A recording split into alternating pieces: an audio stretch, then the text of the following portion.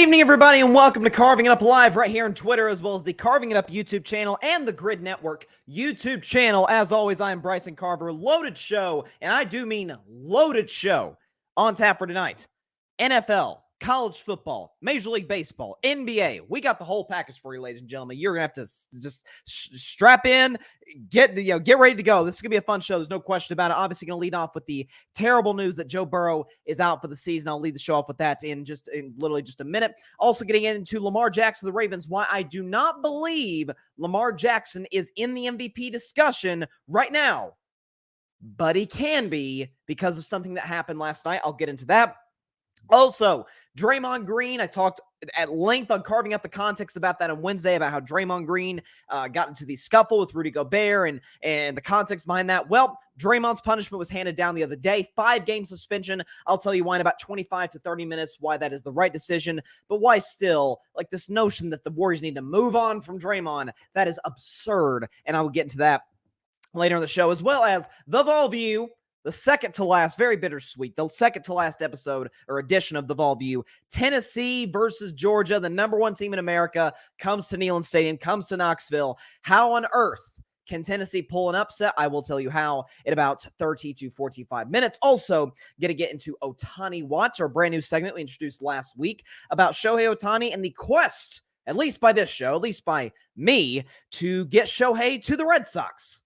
And new reports from an esteemed insider seem to indicate that, Ohtani's strongly considering Old Beantown as a potential destination, along with the Dodgers. So I'll get to that, and of course, the end of the show. Week 11 NFL predictions. We have got some fantastic matchups. I feel amazing about if I were a betting man. I feel great. Well, it's kind of an oxymoron to say Bryce's Bleak bet. I feel great about it. That's kind of the point of it being a segment. And then, of course, my upset of the week. Got a lot of stuff to get into today. But first, so last night, I'll tell you what, Thursday Night Football struck again. It is remarkable. The only, I shouldn't say the only good game, one of the only good games of the Thursday Night Football schedule happened to be the Cincinnati Bengals and the Baltimore Ravens. Big time AFC North clash. Me as a Steelers fan, there's a heightened sense of anticipation for this one. Like, what does this mean for Pittsburgh? If the Bengals can pull it off against the Ravens and we beat the Cleveland Browns on Sunday, obviously I'll predict that game later in the show. All of a sudden, my Steelers are in first place in the division, and, that wasn't even getting to the fact that if Kansas City lost to Philly, then Pittsburgh's the one seed somehow of the AFC. But this is not about Pittsburgh. This is about the Cincinnati Bengals, who lost the game, lost the quarterback, and their season is obviously over. That goes without saying because it was reported today that Joe Burrow is out for the season with a torn, with a tear in his wrist. The ligaments torn in his wrist, so he's done for the season, which just sucks because I had talked at length over the last few weeks that now with Burrow healthy, the calf looks good. He had the bye week. He looked amazing. It's one of the of football in San Francisco. Played well the last week against the Houston Texans and comes into this week against Baltimore, riding high. Bengals are playing good football, playing complimentary football, playing a brand of football that is frankly sustainable in the postseason, as we've seen, and now he's done for the season, which is very unfortunate. So there is a lot of second guessing, and I can be guilty of that at times. I mean, we live in this social media, Twitter, instant reaction culture where you have to shift one way or the other or wherever the tide falls or wherever the tide rolls, so to speak. I'm not going to do that, and here's why. The notion that the Bengals should have sat Burrow for this game, or that Joe should not have played this game at all, because we see the report came out mere hours before the game kicked off, where Joe Burrow and the picture of him getting off the plane, he's got the wrapping around his wrist and around his hand. It looks a little suspicious. Okay, there's obviously something there. Of course, second quarter, he's unable to even grip the football in a throwing motion. And so at that point, it is a very bad situation for Cincinnati. I'm going to defend the Bengals. I'm going to defend Joe Burrow in particular. First of all, for Joe Burrow, I'll say the same thing about him that I said about Tua when a far more serious injury, or rather multiple far more serious injuries happened last year when Tua had the concussion problem. I said, listen, I'm not going to get on Tua. Tua is an athlete. Athletes want to play. Whatever. I mean, a lot of the times, especially if it's a great athlete, and Burrow no question constitutes that. He's a great athlete. He's a great quarterback. Is that when you get to that level, especially we're talking about Joe Burrow, Ohio State transfer, wasn't all that good. If you look at his numbers, his first year at LSU, and then 2019, he blows up, throws 60 touchdowns, wins the Heisman, LSU wins the Natty. He gets drafted number 1 overall Cincinnati, but then the Bengals are terrible. It's a bad organization that he inherits. And of course, you look at the Bengals now, which prior to Burrow going down, I think all of us, or at least most of us, would agree the Bengals were a very, very real threat in the AFC. When you go through the trials and the tribulations, when you go through the adversity that Burrow, as well as every athlete, especially professional athlete that's ever walked the planet has gone through, there's a chip on your shoulder. With any successful person, when you work from the gutter to the top, you're always kind of looking over your shoulder. It's not necessarily an insecurity thing. There's always somebody coming after my spot. Now, nobody's coming after Joe Burrow's spot. Unless the guy's name is Patrick Mahomes, nobody's coming after Joe Burrow's spot as the quarterback of the Cincinnati Bengals. Heck, nobody's coming after Kenny Pickett's spot in Pittsburgh for the time being, at least. But that's in you as an athlete. So I get Burrow playing. For the record, until he went down, Burrow was playing pretty well. I mean, the play he got hurt on was a touchdown pass, or at least the very last play on the drive was a touchdown pass, but Joe Burrow in the limit it actually got had a passer rating of 100. So he was playing well against the number 1 scoring defense in the National Football League. Was spreading around to Joe Mixon, to Jamar Chase. Again, this is without T. Higgins. I did pick Cincinnati to win this game. And, sometimes stuff happens. Sometimes you do get a re-aggravation of an injury. As for the Bengals, I defend them in the sense that, Bryson, timeout, Bryson. You said back in week 3, 4, first month of the season, week 3, when they beat the Los Angeles Rams. Remember that game, Monday Night Football, very ugly game. They beat the Rams. It's kind of a defensive battle. Joe didn't play particularly well, but gutted it out through a calf injury and all. And I came on this show, this studio, this table, this camera, this set, this microphone, and said, Joe needs to sit the next month because they had an upcoming game. They had upcoming games against Tennessee, against Arizona, and against Seattle. I said, I think they can get out of this at 2-4, or potentially 3-3 at best, but probably 2-4. And I said, get Burrow a month off, get the calf right, because at the end of the day, Cincinnati Bengals' best chance to win a Super Bowl is if Joe Burrow's healthy. We've seen him get to a Super Bowl with an awful offensive line. We saw him get to an AFC title game last year with a beat-up offensive line. We've seen his greatness at the highest level. You want him healthy. You say, well, Bryson, why does that not apply to this? Why aren't you keeping the same energy with the hand injury? Simply put, it's a matter of time. It's a matter of circumstance. The calf injury happened initially in training camp. Remember that video I literally showed on this show? He goes down. It's non-contact. We're freaking out. Oh, my God. How hurt is Burrow? Turns out it's not like season-ending. It's not season-threatening. But the Bengals put him out there in week 1 against Cleveland, who they were probably going to lose to, even with a healthy Burrow, because Burrow struggles badly, historically at least, against the Cleveland Browns. Early in the season, the Bengals started 0-2 last year, made the conference title game, and lost by 3. Like, this wasn't a situation where the Bengals got to get off to a hot start. Their schedule's brutal early. No, their schedule actually wasn't terrible early. They had the Rams in there, and they had Tennessee, Arizona, Seattle, who they have a matchup advantage over. There was a lot of winnable games in that schedule, even without Joe Burrow. It was this part of a schedule that they needed him healthy for. Again, beyond here, this just adds to the fact that the Bengals season is very obviously over. They have my Steelers, Jaguars, Colts, Vikings, my Steelers again, Chiefs, Browns. They'll be lucky to get out of the season 7-10. Unless, obviously, they upgrade quarterback, which I don't know how they'll be able to do. Nothing against Jake Browning. But the only guy available is Joe Flacco, and the Browns, who are in a bad of a situation as you could possibly be with losing their starting quarterback. They said, nah, we'll pass on Joe Flacco's services. So I don't think the Bengals are getting an upgrade over Jake Browning the rest of the season. It's week 11. This is a potential season-defining game in terms of your ability to compete for the AFC North title. You need a healthy Joe Burrow. If you don't have a healthy Joe Burrow, you'll take whatever Joe Burrow you can get. In this case, unfortunately, it was a Joe Burrow with an injured wrist. Of course, it sucks. I mean, it reminds me of the Kevin Durant situation against Toronto. Kevin Durant had an injured Achilles area. Again, they called it a calf. It was very clearly an Achilles. He tore it not long after. Again, he iced. I remember those videos would come out from KD, and he had the ice like really, really low on his calf, far closer to the Achilles than the calf. I'm like, that's kind of suspicious. And of course, KD, unfortunately, after playing great, by the way, to start Game 5 of the Finals that year against Toronto, there went the Achilles. Very similar with Joe Burrow. He's playing well, spreading the ball around, completion percentage good, pass ratings over 100, and it just goes. It's unfortunate, but for Cincinnati in their defense, they're thinking, okay, short week, Baltimore, probably not going to put a crazy great game plan in place because it is a short week, not a lot of hitting in practice.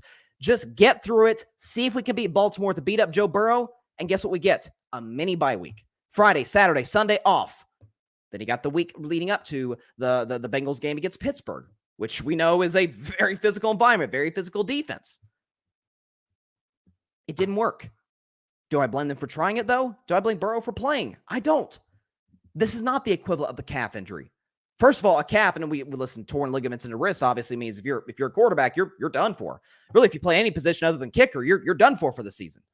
But we know how threatening that an Achilles injury can be. We've seen it to Aaron Rodgers. We've seen it to Kirk Cousins this season. I think we saw it to Daniel Jones, I think, tore his ACL, if I'm not mistaken. We've seen it happen with multiple players this season. Cam Akers tore his Achilles again for the Minnesota Vikings. Stuff happens. You know what happens, so to speak. The Bengals tried to survive this game with an injured Burrow, and it didn't work.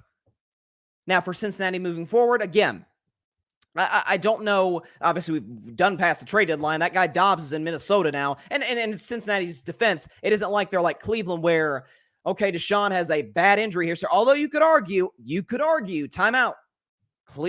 Joe Burrow has a pretty lengthy injury history himself. Matter of fact, every season he's been in the league, he's been injured. Tore multiple knee ligaments in 2020, his rookie season. 2021, actually, I don't think he dealt with any injuries that I'm aware of in 2021. 2022 had the appendectomy. This year, you got the calf. Now you got the wrist. Like, Joe Burrow's been a little bit injury prone in his career, which is, by the way, props to Joe on getting his money. Like, it's like Trayvon Diggs. Got his money. Month later, 2 months later, tore his ACL. Thank God Trayvon Diggs got paid. Yeah, that's why these athletes trying and get the bag as quickly as possible because you never know what could happen. But for Cincinnati, you try and get through the season. The AFC North is obviously the most brutal division of football. Now with Burrow, the Bengals are very, very, very clearly the worst team in that division. Cleveland is not in a much better place at quarterback, be it with DTR or be it with the other guy they have there, PJ Walker. But Cleveland has arguably the best defensive football and arguably the best or second best defensive player in football. And a smart coach and a good running game and good weapons and a great offensive line. Cleveland's fine. Meanwhile, Cincinnati has Jamar Chase, an aging Joe Mixon, and a hurt T. Higgins. And that's about it. Defensive line's injured. Secondary really struggled last night against the likes of Baltimore's receivers.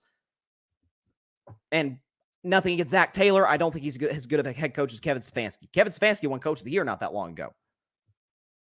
So Pittsburgh's clearly better. Baltimore, we saw in this season, they swept Cincinnati. They're better. So you get through the rest of the season if you're the Bengals. And this offseason, and in the Bengals' defense, they tried to do this the past offseason. It hasn't worked terribly well. They're going to get a high pick. Take an offensive lineman. I'm not up to date on the draft prospects in terms of left tackle or interior lineman, guards, centers. But whoever the best guy is on the board at that point, take him. Take him. By the way, that's what, if you remember the Dallas Cowboys early in Tony Romo's career, remember Romo became famous for all the moving in and out of the pocket, making these circus plays, kind of like basically like Russell Wilson light. Remember Russell became famous for those unscripted plays in Seattle. It's kind of Tony did that a lot early in his career in Dallas. Part of that was by necessity because his offensive line sucked. So what did Dallas do? They spent 3 straight drafts, or really 4 or 5 drafts, or 3 or 4 drafts, addressing the offensive line. Took Tyron Smith in 2011. They took Travis Frederick in 2013. They took Zach Martin in 2014. Heck, by the way, they're doing the same thing with Dak. They took Tyler Smith last year in the draft. A lot of these moves, Zach Martin. Everybody went Johnny Manziel. They went Zach Martin. He's going to Canton. Johnny Manziel was out of the league in 2 years for unfortunate circumstances. Same with Tyler Smith. He's played pretty well. Putting an emphasis on offensive line, it matters. I don't know which play Joe Burrow got hurt in. Clearly, he got hurt in the Texans game, I would assume, unless it was just in practice. Obviously, that's why he had the wrap on his hand or on his wrist area coming off the plane last night, or 2 nights ago, rather. Stuff happens. You tried to survive this game. You couldn't. It's kind of like what I like in the difference between how they treated the calf injury and how they treat the hand injury too. It's kind of like when I don't know, if you don't get a great grade on an assignment in the first couple of weeks of the semester in school, middle school, high school, college, whatever the case may be. If you don't get a good grade early, make up for it. But if you don't get a great grade at midterms or, trust me, speaking for experience, college, this is not getting bad grades, but in college, listen, finals are coming up. Like, you're trying to make sure you got all your stuff in and whatnot, getting good grades. You get a failing grade 2 weeks left to go, kind of hurts you a little bit, as opposed to if it's in first week of August and you just weren't prepared. That's kind of where the Bengals were at. They could manage to flunk a couple of tests in the first month, 2 months of the season, September, October. November, they need Burrow. Whatever version of Burrow they can get, they need him. And had they won, heck, had they lost, but Burrow exited the game healthy enough, they had 10 days till the next game against Pittsburgh. You would have assumed at that point he could have gotten healthier. So I think a lot of this is revisionist history. In terms of the reaction to the Burrow injury, in terms of how the league's handling it. So I defend Cincinnati in this regard, not the way I defended them with the calf, or didn't defend them with the calf, rather, but I defend them with how they handle this. Obviously, I defend Burrow. Athletes want to play. Athletes want to play. This is what they were put on this earth to do, at least early in their lives as a living, is to play sports, to play it at a high level, make a lot of money doing it, help the community, help their families. That's what Joe was trying to do. He's competitive. Unfortunately, his body couldn't hold up. Hate it for the Bengals, hate it for Burrow, hate it for the NFL. I mean, he's one of the premier players of the league. He is, in my mind, undoubtedly the second best quarterback in the league to obviously Mahomes. There's no quarterback I'd take in the NFL over Joe Burrow. None. Even the ones I love. Love Jalen Hurts. Love Trevor Lawrence, although Trevor's not having a great year. Love Dak Prescott and Josh Allen, Justin Herbert. Wouldn't take them over Burrow. He inherited a mess and got him to a Super Bowl and an AFC title game. His body just didn't hold up this year. So I'm pulling for him. Hopefully a speedy recovery. And listen, I'm a Steelers fan, so it's obviously, does this help the Steelers? Of course it helps the Steelers. We played them twice, likely with Jake Browning at quarterback. But still, you don't want to see the best players in the league go down. So prayers for Burrow, speedy recovery, and hopefully Cincinnati is able to really not just signing free agent offensive linemen, because the fact of the matter is, if he's a free agent, if the team he was with decided to let him walk, does that tell you a little bit about maybe they think they have better options? We'll see what Cincinnati does this offseason, but they don't need a receiver. They may lose T. Higgins in free agency. They got Jamar Chase. They can take a receiver in the third, fourth round. They need to take an offensive lineman with what is going to be a relatively high pick. But that was, I mean, was that not just like that was as big of a letdown as you could ever have? Like, I felt like, see, the NFL provides shows like mine, provides you the content, listeners and viewers, content consumers, and the fans and everybody. They provide us with nothing but content. They provide us great games, great storylines, and even the games, the 1 o'clock window. Like, you'll get those 2-3 games that are one-score games, fourth quarter, 2 minutes to go. They're just crazy. We're trying to keep up with all of them all at once. So the NFL has more than done its fair share of marketing the league and giving us a great product on a week-to-week basis. So the reason I say that is because I feel like the spoiled kid who asked for a Mercedes from their multi-millionaire parents and instead got a Buick, and they're pissed off about it and they're whining and crying about it, being spoiled brats. That's kind of what I feel like right now. I feel like a little bit of a brat for complaining that a Thursday night game wasn't good, but it's just Thursday night strikes again. I mean, listen, for the record, and then I'll get into Baltimore and Lamar Jackson in particular, I've always hated Thursday night football. I shouldn't say always. In the last year, I think since the Tua thing, that really, I don't love Thursday. Players will tell you they're not ready to go physically for Thursday night football. Obviously, you played on Sunday. It's a physical game, 3.5 hours long. Yeah, by the way, suit up 4 days later for another 3.5 hour long physical battle. So I get why players don't like it. Can't imagine the fans love it. The product isn't as good as it is on Sundays or Mondays or Saturdays once the college football season is over. That's where I'm at on it. Don't love Thursday night football. I wish if they want to do like a Friday night, like there's going to be a Black Friday game. To me, the only Thursday night games should be opening weekend, the first game of the year, and then Thanksgiving, which is obviously next Thursday. Like the NFL is doing a Black Friday game.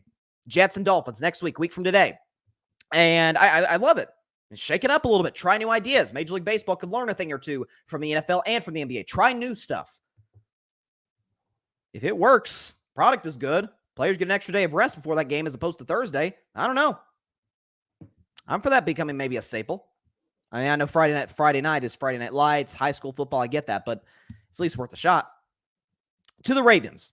So the Ravens did win the game, 34-20. Their offense looked fantastic. Lamar Jackson played exceptionally well. A couple touchdown passes, QBR of 70, and a passer rating of 121. Not to mention, he contributed 54 yards rushing. So Lamar was fantastic last night. There's no question about it. And it has been an overwhelmingly good season for Lamar Jackson, with great moments and some stinkers. Last week against the Browns, blowing the double-digit lead, but he also has on his resume a home game, a home win against the Detroit Lions, in which the Ravens beat Detroit by 30. And we know how good Detroit is. Okay, so Lamar has been overwhelmingly good this season, which is why, to this point, I would not put him in the MVP discussion. I think C.J. Stroud is the front runner today. What he inherited, what he's doing as a rookie. I'm hearing people say, and some people were commenting. I got a lot of feedback on my CJ Stroud video that I put up on YouTube earlier this week. Feel free to check that out. But a lot of people saying, hey, you can't give CJ Stroud the MVP that hasn't been won by a rookie since Jim Brown in 1957. Well, who says they can't? I mean, is this precedent that we can no longer give MVP to a rookie? That feels a little rigid for me. But CJ Stroud, to me, is the front runner. I think Dak Prescott is second, and then Jared Goff, Jalen Hurts. Now you get into that discussion. Then you're talking about Mahomes, who hasn't had a Mahomesian year, but you never know when he and that KC offense could absolutely explode and get going. So a lot of candidates. If you want to talk about non-quarterbacks, Tyreek Hill, Christian McCaffrey, TJ Watt, Myles Garrett, all those guys should be in consideration. Lamar Jackson has a very good stat line. 12 touchdown passes, 5 interceptions, QBR 62. He's thrown for over 2,400 yards. This season, he's got a passer rating, if I can find it here, of 100, right at 100 passer rating. So he's been good. Lamar has been very good this season. Here's the thing, though. You say, Bryson, you're hating on Lamar. Well, first of all, accusing me of hating Lamar is nuts. I've been Lamar's biggest defender out there. I think he's a top 5 quarterback in the NFL. I love Lamar Jackson. So I'm not hating on him, Ravens fans. You're like, oh, he's wearing the Steelers hat. No, always been a Lamar Jackson guy. But I don't think he's in the MVP discussion today. However, starting next week, you darn Skippy can get in the MVP discussion. You look at the Ravens' upcoming schedule, okay? At the Chargers, awful pass defense. They play the Rams, not a good pass defense themselves. At Jacksonville. Now, Jacksonville takes the ball away, but that's Lamar versus Trevor Lawrence. Lamar lost to Trevor last year. You remember that? Trevor Lawrence led the team down the field, completed a 2-point conversion. This is a November game in 2022, and outdueled Lamar. Then you got the Niners and the Dolphins and the Steelers to end the season. Some tough games on the schedule for Baltimore the rest of the way. And Lamar, and this is just straight up, this sucks. So many injuries last night. Mark Andrews suffered an ankle injury. He's done for the season. One of the premier tight ends. I think he's the third best in the NFL behind Kelsey and Kittle. I think Mark Andrews is as good as they come. If you look at the numbers, I saw a stat today saying that Lamar and Mark Andrews are a more efficient duo than Patrick Mahomes and Travis Kelsey. I mean, these two they came in the league the same year, 2018. Mark Andrews from Oklahoma, Lamar out of Louisville. I mean, they're like peas and carrots, man. You know, they just mix together. They play well together. They have a great rapport. Mark Andrews done for the season. So Lamar now, without his number one target, a little bit beat up, as we saw yesterday. He got hurt early in the game, came back. We saw him at times limping around, little Jalen Hurts-esque. He's got an opportunity in front of him. In the most brutal division of football, with Pittsburgh and Cleveland on your tail. For the record, both teams have the tiebreaker over you as we sit here today. Baltimore's got to win some games, and it's not going to be easy. You still do play Pittsburgh. You still do play Miami and the Jaguars and the 49ers. We know how loaded that defense is. But if Lamar can put together great football these next few weeks, and say a CJ Stroud, maybe the rookie slump hits him. Maybe Dak Prescott, the Cowboys have a tough schedule. If Dak has a couple of average to below average games in that stretch potentially. If Jared Goff slips off, if Jalen Hurts, all of a sudden you could be hearing Lamar Jackson, those footsteps from Lamar saying, hey, time out. Where am I? Where do I belong in the discussion? It'd be more than justified. So today, no, Lamar is not in the MVP discussion, but given the loss of his number one target, given the fact that he seems to be dealing with an injury, given the fact that the schedule for the Ravens is nothing to laugh at. If they win that division, get a high seed, and Lamar plays well and leading them there, it's hard to argue he's not the MVP, assuming some of the other guys fall off, which guys are going to go through ebbs and flows, and Lamar Jackson included. But this is the stretch for him if he wants to win MVP. If we are to put him in that discussion, this is the stretch to play great football. That's where I'm at with the Ravens and Lamar Jackson. But listen, took advantage last night of a Bengals team without Cincinnati. Hats off to the Baltimore Ravens. I was definitely rooting against them, rooting for my pick Cincinnati so that my Steelers, with no offense, had a shot at the top of the division. But that's where we are at today. Got a comment here from Patrick Brown here at the Grid Network. I love Patrick. He says, gut-wrenching loss for Cincinnati. Listen, losing that game that has sucked. 5-5. I already mentioned the Bengals schedule moving forward. It is probably the toughest in the league. Them and Buffalo, they're kind of in that discussion. It's a tough schedule the rest of the way. But yeah, now they have no chance. And a lot of folks would have said, hey, the Bengals season is over even if they had lost. Or if they had lost and obviously Burrow had been healthy, the season's over. I would not have believed that because I've seen Burrow and the Bengals go on these long winning streaks in November, December, January in order to get them in position where they can win playoff games. So I wouldn't have ruled them out. I wouldn't have doubted them. But now, obviously, with Burrow gone, it's a foregone conclusion. The Bengals are going to miss the playoffs. And it's interesting, too. I don't have the graphic to put up on the screen here, but if you look at the playoff picture in the AFC, okay? So here's the seven. Season ends today. Here's the top 7 playoff teams in the AFC. So the 1 seed is Kansas City, so they get the bye. Then you have Baltimore, Jacksonville, Miami, Pittsburgh, Cleveland, Houston. And then you got a lot of 5-5 teams. Indianapolis, Vegas, Cincinnati, Buffalo. Then you got the Chargers and the Jets and the Broncos at 4-5. Like the only teams we can put Cincinnati in that group of the teams that is not.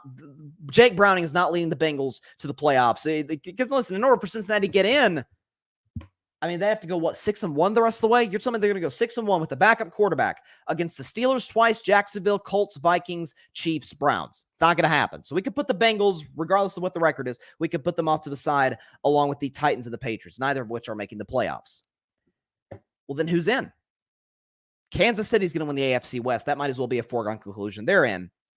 Whether or not Baltimore wins the North, which could still potentially be up to the question, they're tied in the loss column with Cleveland and with my Steelers. But we'd be pretty stunned. You go 8-3, it's going to be hard to miss the playoffs at that point. Jacksonville, I still think could get in as the AFC South champion. You will have, at that point, Miami is going to pull away from Buffalo and win the AFC East. So now you got 3 playoff spots left. Now it's down to Pittsburgh, Cleveland, Houston. Then you got the Colts, Raiders. You got the Bills, who I don't believe in, and the Chargers, Jets, Broncos. Let me just say this. I know they're in the standings today. They're in 14th place. Watch out for Denver. Just watch out for Denver because they're playing good football. They've established a run game. Russell's playing very well. Excuse me. The defense has come on. Sean Payton seems to have established an identity in terms of his play calling and personnel and whatnot. I mean, the Broncos schedule the rest of the year, they got some winnable games. They still get to play the Chargers, who have an awful pass defense, twice, I might add. They get to play the Patriots. They get to play the Raiders. Not to mention there's some winnable games. They got a home game against Minnesota, which is a great Sunday night game. Cleveland's going to be tough. Houston, we'll see. I think Houston's got a much better quarterback and a coach than they do a roster. Detroit's going to be hard to win. Detroit is the best team left in their schedule. I'm just telling y'all, Denver, watch out for the Broncos. Watch out for the Denver Broncos. No doubt about that. Okay, so I've decided, let's go ahead and do the Vol View, since it is, after all, 6:30 Eastern, 3:30 Pacific. That is when I normally do the Vol View. Let's do that now. Then I'll do the Draymond segment afterwards in about 10 to 15 minutes. So Tennessee this weekend,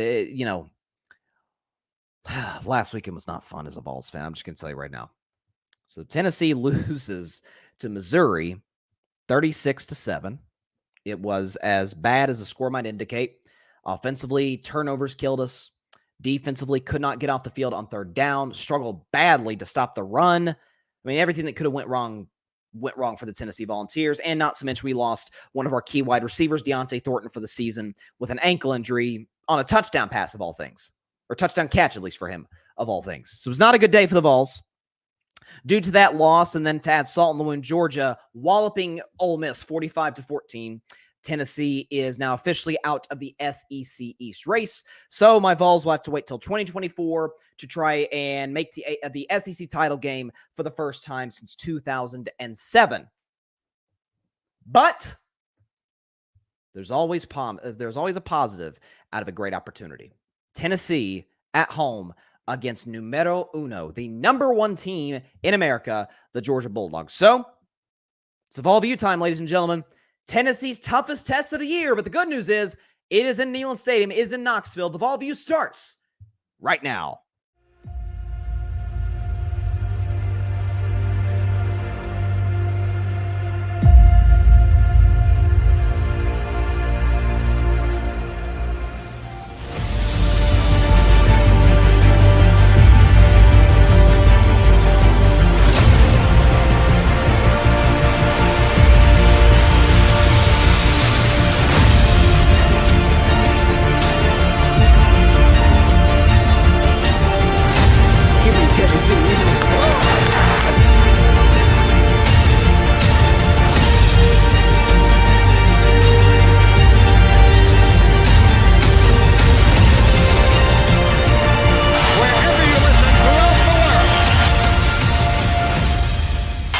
Football time in Tennessee. It is indeed football time in Tennessee, and the last football game for Tennessee to be played in Neyland Stadium this season. Very bittersweet. Obviously, this has been it has been for decades, heck, for a darn century, one of the best atmospheres in all of college football and all college sports. But Tennessee, a home game against, as I just mentioned, the number one team in the country, the Georgia Bulldogs. Georgia on the road is a 10-point favorite. Obviously, if this were in Georgia, this would be a 16-point line, at least if you do the math. Georgia would be a 16-point favorite, despite the fact that Tennessee still in the top 25, number 18 in the country. So here's the thing for the Vols. So they, at this point, what they have to play for, a potential, although they'd have to hope for some losses for Missouri, who just beat them, but a potential New Year's Six Bowl, and play spoiler. Make things a little interesting in the college football playoff things, because the fact of the matter is, if Georgia loses to Tennessee, let's just play pretend for a second. Okay, we did that as kids. Let's play pretend. If Georgia loses to Tennessee, all of a sudden, Georgia versus Alabama, SEC title game, Atlanta, Georgia, 2 weeks from tomorrow, all of a sudden, ladies and gentlemen, that is an extra college football playoff game. The playoff is still, after all, at 4 teams. It is going to extend, I believe, next season, if I'm not mistaken. If not the season after that. 14 playoff.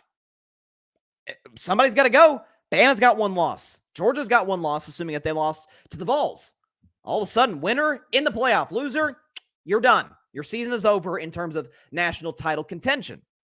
So that's what Tennessee's playing for, to shake things up a little bit in the college football playoff mix. I like it. I like playing spoiler. I like Tennessee being put in this position. But again, 10-point dogs.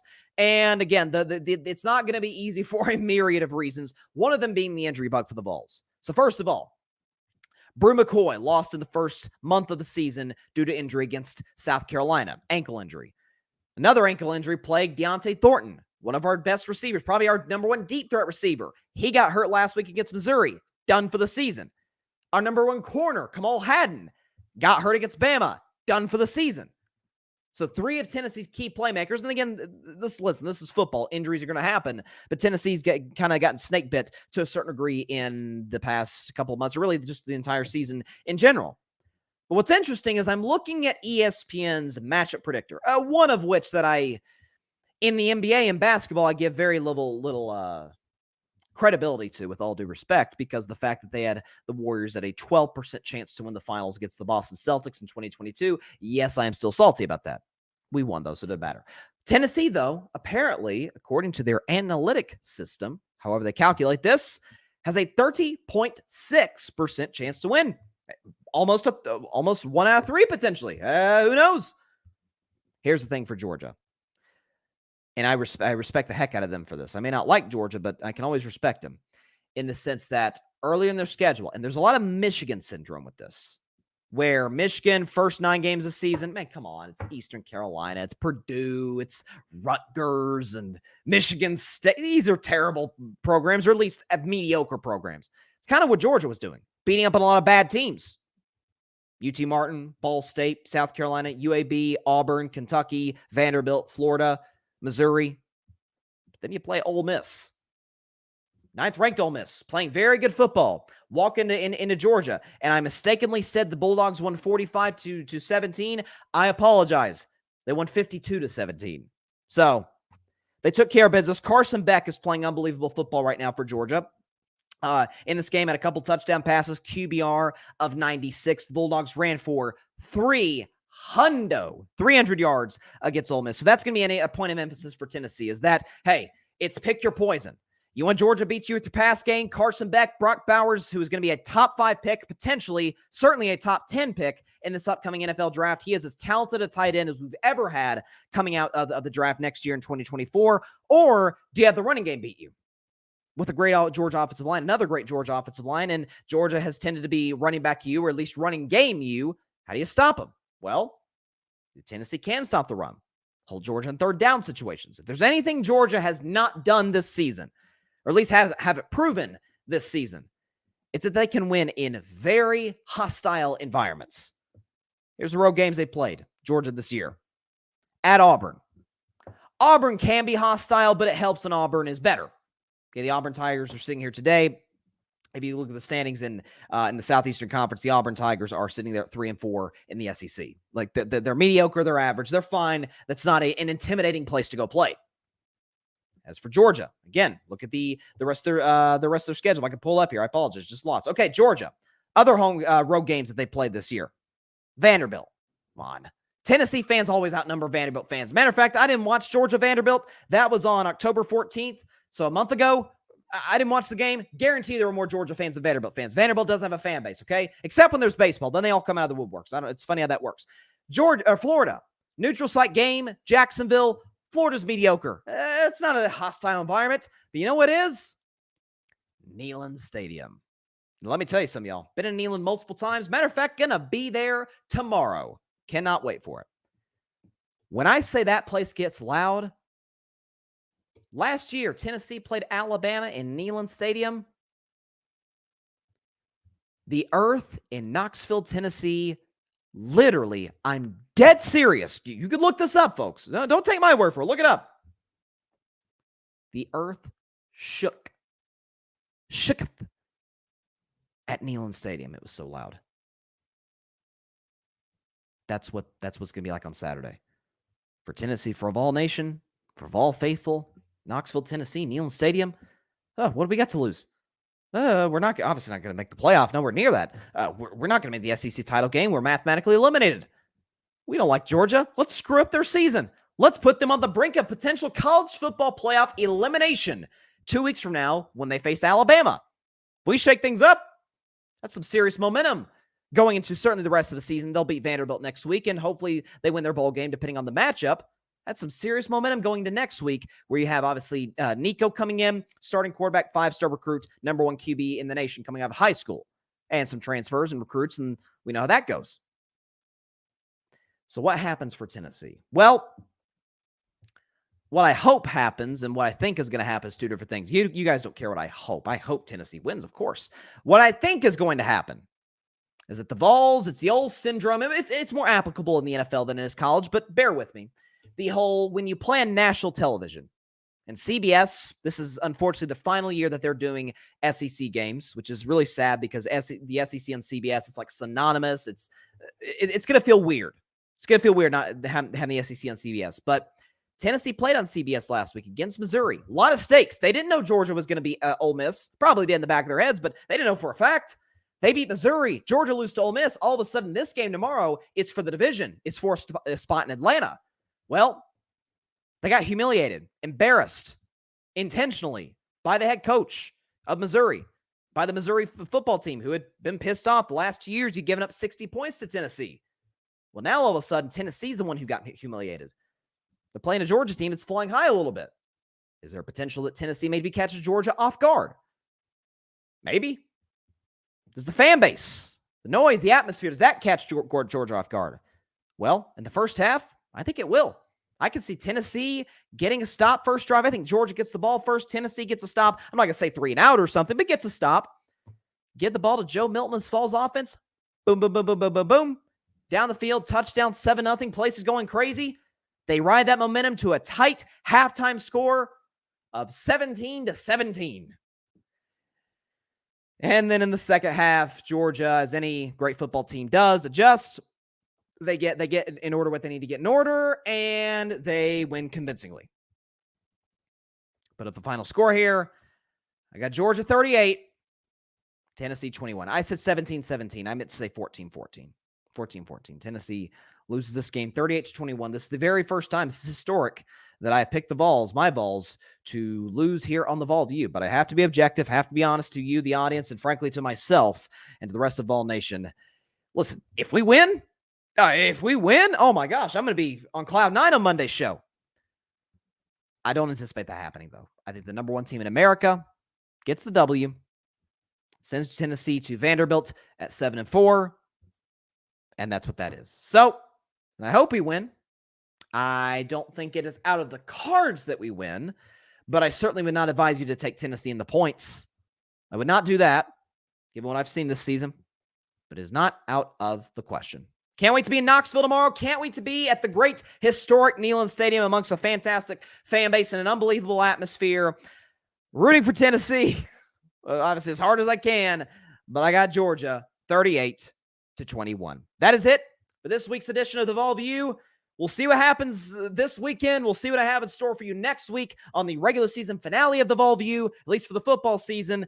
But until then, we'll see y'all next week. That is it for this week's edition of the Vol View. I hope I'm wrong on my prediction, y'all. I really do.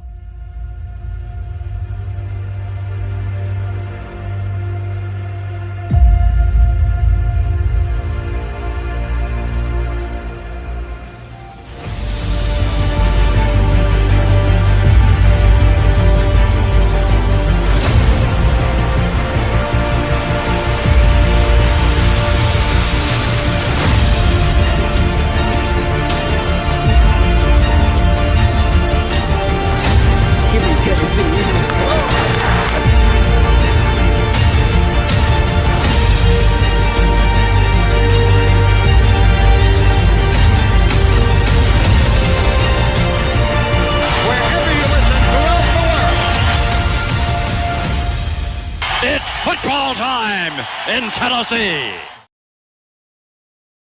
There you go. That's funny, y'all. I just got a text from my dad. He said, with that pick, you are not going tomorrow. So I guess I'm now officially banned from going to Neyland Stadium, I guess. No, but I can't wait to be there tomorrow. It's going to be fantastic.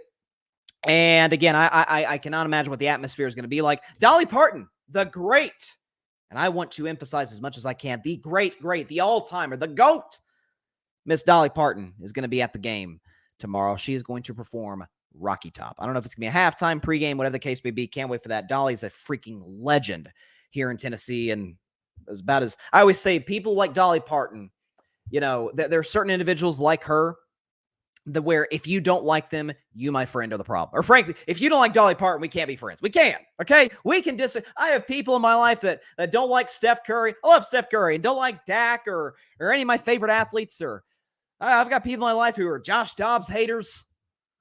If you're a Dolly Parton hater, forget about it. We can't speak anymore. We can't. I'm sorry. We just can't do it. Can't do it. She's the best.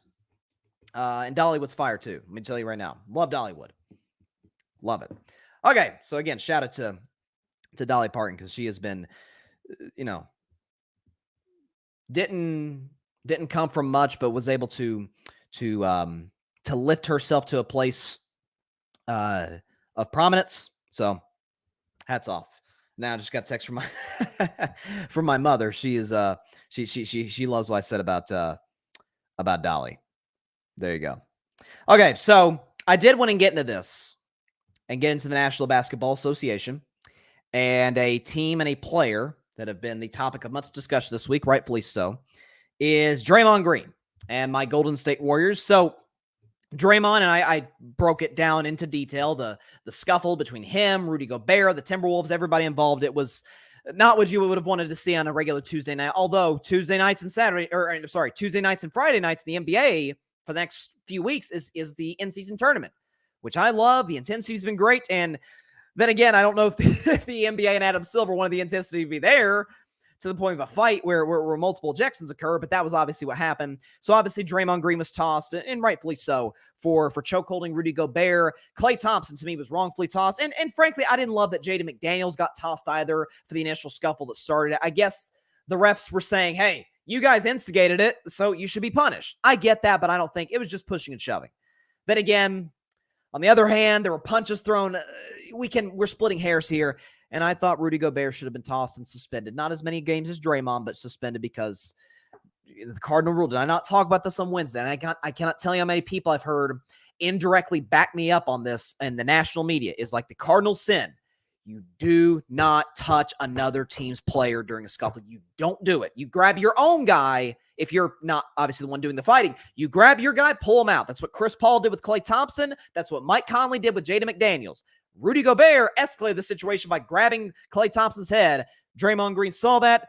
We know his history with Rudy Gobert, grabbed Rudy Gobert, obviously held on to him for way too long. That was my criticism of Draymond. He was 1,000% in the wrong for that. You don't put a guy in a headlock for 7 minutes, for 7 seconds. You don't do that. Can't do that. So Draymond Green got announced by the NBA on Wednesday night, literally like an hour after my show ended, that he has been suspended for 5 games. So Klay Thompson, Jaden McDaniels, and Rudy Gobert were all fine. Draymond was fine as well. And of course, he was the only one to be suspended. So again, I would have suspended Rudy because Draymond doesn't do what he does, I think, if Rudy doesn't grab Klay, but we'll put that aside. Warriors Timberwolves play, by the way, in March. I think it's March 24th is the next time they play. Should be very interesting. You might want to put that game on national TV because I don't think it is. It is not. I'm just suggesting this. You should put that game on TV. But the point of this all is Draymond suspended 5 games. What's my reaction? So I said on Wednesday I would have given him 3 games. So 5 games, I'm not going to lose my mind. I mean, it's November. These games are not going to. It's not that they don't count. They, of course, count. But we're not going to look at a game in November the same as we would in late March, early April when it's like the real playoff chase, seeding battles. So we're not going to lose our minds about games in November. So the 5 games for Draymond are last night in a Warriors loss, 128-109 to the Oklahoma City Thunder. We play the Thunder tomorrow, suspended for that game, and then he's suspended for a home game against the Rockets, a road game against the Suns, and a home game, which happens to be an in-season tournament game against the Spurs, who have one serious offensive threat, obviously Victor Wembanyama. Then Draymond will be back for another in-season tournament game against the Sacramento Kings. That should be a fun one. Tuesday night, November 28th, TNT. Should be a fun one in Sacramento. But Draymond suspended 5. I'm not going to lose my mind about that. Here's what I don't like, though, is Draymond has haters out there. I get it. I get it. As somebody who loves Draymond Green, I'm not blind. I get why people don't like the guy. Now, do I get why people who romanticize the old days of basketball don't like the guy? That I don't like. That to me is pure blatant hypocrisy. If you love Dennis Rodman and you love people like Rick Mahorn and Charles Oakley, if we like those guys, why don't we like Draymond Green?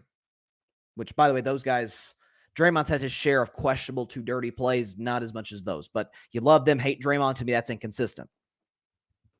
But I get why people don't like Draymond. He's feisty, talks a lot of you-know-what to the refs, talks a lot of you-know-what to your favorite player, has a history, as I just mentioned, of questionable plays, to say the very least, some kicks to the groin area. Steven Adams in particular can attest to that, no question about it. So I get why people don't like Draymond Green. I genuinely do. Even as a Warriors fan, as a Draymond Green fan, I get that. Here's what I don't get. Oh, the juice is no longer worth the squeeze. I've heard that a lot today and yesterday. Draymond Green has become far more trouble than he's worth. No, he hasn't. And I'm not sure there'll be a point in time, at least with Steph Curry there, that he will be. Golden State Warriors are an organization, a franchise that have been the dynasty of the league for the better part of the last decade. But like any dynasty, you need the face of it. You need the superstar. Well, that's obviously Steph. It was Jordan in Chicago. And it was the three-peat for the Lakers. It was really two guys, Shaq and Kobe, but Shaq was the better player at that time. It was Magic Johnson with the Lakers and Bird with the Celtics. It was Russell with the Celtics. Every dynasty, if you want to call the Spurs dynasty, it was Tim Duncan. Every great run, every great dynasty has to have a great coach. That's what Steve Kerr is. He's an all-timer. He's one of the greatest coaches in the history of the game. One of the most successful, one of the best in terms of adjusting. That's Steve Kerr. You also got to have kind of the sidekick, the co-star, the other guy who can give you 30 any given night. Well, that's Klay Thompson for the Golden State Warriors. Most times you have to have a good bench of role players. For Golden State, it's been guys like Andre Iguodala. And right now it's Andrew Wiggins. Wiggins isn't playing well, but Wiggins was a massive contributor to the championship a year and a half ago. But every team has to have the enforcer, and that's who Draymond Green is. That's who Horace Grant was for the first half of the Bulls dynasty. That's who Dennis Rodman was for the second half of the Bulls dynasty. You got to have that guy who is sort of the, I've heard this analogy used for Draymond, sort of the bouncer at the nightclub. That's Dre. His job is to, obviously, in terms of a basketball sense, to rebound, to essentially play point guard for the Warriors. He plays point guard, honestly, plays on ball more than Steph does, to be your defensive stopper. But from an emotional, psychological, and spiritual standpoint for the Golden State Warriors, Steph's not a guy who's going to get in your face more times than not. Neither is Klay. Kerr is feisty, but he's a coach. Steve Kerr's not going to get in another coach's face and be yelling at him and cussing him out. Like that's not what he's going to be doing. Andrew Wiggins, he's kind of a quiet, reserved guy. That's not in his DNA. It's okay. But if that's the case, you need a Draymond Green. Can you imagine? Or let me phrase it this way. The Los Angeles Clippers have a lot of talent. Whether or not we think those guys are in their primes or not, they're talented. Kawhi Leonard's very talented. He's not a leader. Paul George is very talented. Leadership skills, good, not great. Russell Westbrook actually shows some pretty admirable leadership skills today in the fact that he's coming off the bench now. But he's like the fifth best player on the team. James Harden, horrendous leadership skills. I promise you, ladies and gentlemen, and I'm going to get a lot of flack for this, but I don't care. The Clippers would die for Draymond Green. They've got the coach in Ty Lue. They've got the scorers, Kawhi, Paul George. They've got the distributor in James Harden. They've got the energetic, now bench guy in Russell Westbrook. But they need an enforcer, and none of those guys are it. Who's going to be? Zubats, Terrence Mann, Amir Coffey? Like, is that what we got here? That's who Draymond Green is for the Warriors. Frankly, from a basketball standpoint, he's still crucially important. We talk about, he's lost a step defensively. Well, not that much of a step because Warriors have a better defensive rating with him than without him, believe it or not. And they have a much better offensive rating with him, 115, than without him, 110. Seems like they kind of need Draymond. I've said religiously, and this was no disrespect to Klay Thompson. In this run, everybody knows Steph's been the most important guy. That goes without saying. Draymond's number 2. He's been, for the majority of this run, the best defensive player in the league. I think he should have 3 Defensive Player of the Year awards. He got robbed twice not by Kawhi Leonard, by the voters who voted for Kawhi Leonard in 2015, 2016. Draymond was clearly a better defensive player than Kawhi, and he ended up winning in 2017. Multiple time first team all defense guy. Multiple time all defense guy in general. He's made multiple all-star games. And if there was ever an opportunity, and this shows you how important he is to the Warriors, if there were ever an opportunity to move on from Draymond Green, did it not happen 13 months ago? We all remember the incident between him and Jordan Poole. They just paid Jordan Poole $176 million. He was the new golden boy, so to speak. Wasn't the face of the team, although you couldn't have told him that at the time, or maybe even now. But he was the guy that was going to be a key contributor for the Warriors. He was going to be their number 1 bench scorer, 20-point-per-game guy, occasional starting guard from time to time off the bench. He was going to be the guy for the next half decade to help keep this run going with Steph Curry. Draymond Green, Warriors didn't extend him. Had a year left in his contract. Didn't make as much as Jordan Poole. Socked him in practice. The tape got out to TMZ. Somebody leaked that to TMZ. Kerr was pissed. Organization was pissed. And Draymond was humiliated. And it messed up. And folks, let me tell you, from what I know, the source I know, when I say messed up the locker room, I mean messed up. Bad the locker room. If there was ever an opportunity to get rid of Draymond Green, it was right there. They could have just said, we won't even offer you a contract. We don't have to trade you. We don't even have to lowball you with an offer. Just let you walk. We'll keep the kid who we just gave $176 million to. But no, they know they need Draymond Green. Steph Curry and Steve Kerr swear by him, as does Klay Thompson. Oftentimes, importance is not measured in points. It's not measured in shoe sales. Man, are you a winning basketball player or not? Draymond Green's a winning basketball player at Michigan State. You say, oh, Michigan State's always won. Listen, has Michigan State been the absolute peak of college basketball since Draymond left? No. No, they made the national title game in 2012. Haven't made it since.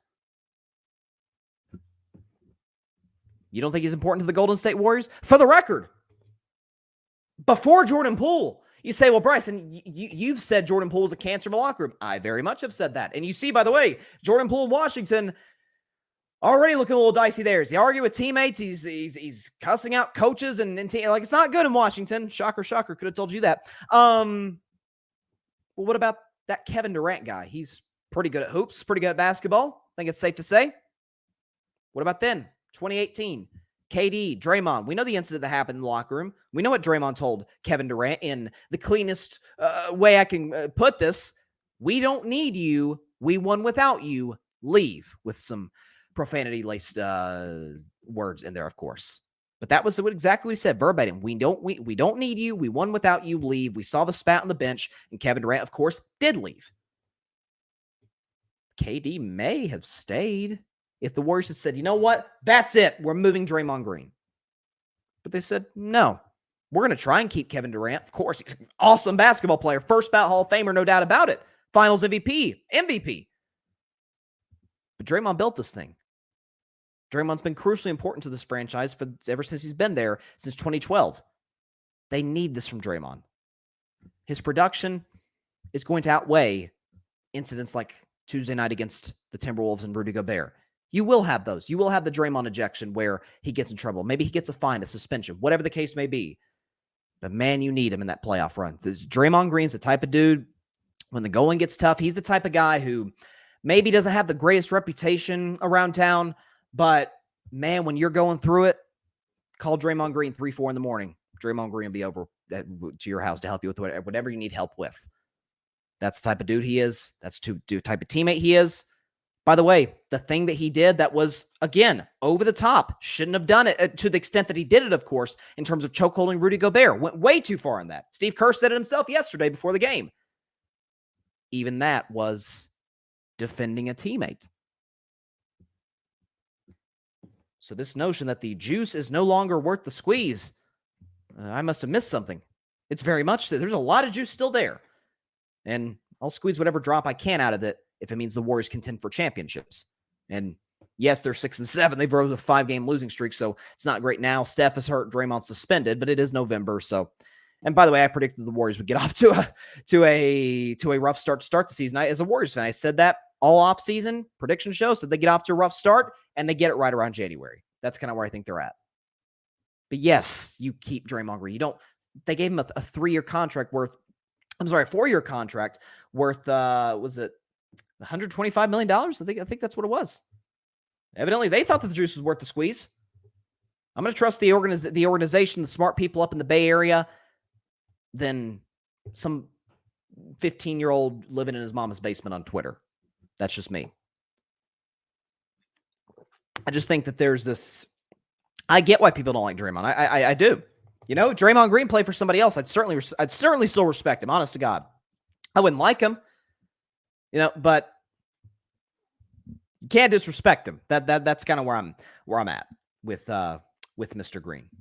Still very important to the Golden State Warriors. So I'm looking at. By the way, some NBA news for the. Listen, it can't get worse for the Memphis Grizzlies, which I'm loving every second of. I hate the Memphis Grizzlies with a passion. They thought they were the next dynasty. We find the West. Well, as we sit here today, the Grizzlies are last place in the West, below the Blazers and the Spurs, the Jazz. I mean, rebuilding teams are over the Grizzlies in the standings. And now Marcus Smart, and this is genuinely unfortunate. So I'm not making fun of this because nobody likes injuries. But Marcus Smart is now out 3 to 5 weeks, the foot sprain. So Memphis can't catch a break. And I'm telling you, should have kept Tyus Jones. Should have kept Tyus Jones. They're paying the price for that. Tyus Jones, if you look at the numbers with the Grizzlies, I've done multiple segments on this in the past.